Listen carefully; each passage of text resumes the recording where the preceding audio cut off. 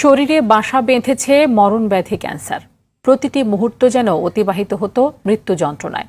Chemotherapy নিতে নিতে একটা সময় বেঁচে থাকার আশাও ছেড়ে দেন, কিন্তু করসল বা টক আতা গাছের পাতার রস পান করে হয়েছেন ক্যান্সার মুক্ত। এমনটাই দাবি করেছেন সাতক্ষীরার আলী আশরাফ গাজী নামের এক ব্যক্তি।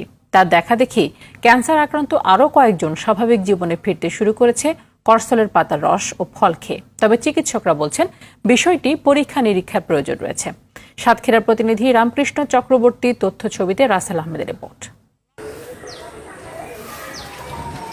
সাতক্ষীরা শহরের মানুষ এক নামে চেনেন গাজী স্টুডিওর মালিক ফটোগ্রাফার আলী আশরাফ গাজীকে। শহরের মঞ্জিতপুর এলাকায় তার বসবাস। 2020 সালে করোনার সময় তিনি ক্যান্সার আক্রান্ত হন। ঢাকায় শুরু হয় কেমোথেরাপি দিয়ে তার ক্যান্সারের চিকিৎসা, কিন্তু শারীরিক অবস্থার উন্নতি না হয় তিনি করসল বা টক আতা গাছের পাতার রস খাওয়া শুরু করেন। তার দাবি এই রস খেয়ে সুস্থ হয়ে ওঠেন তিনি। এখন পুরোপুরি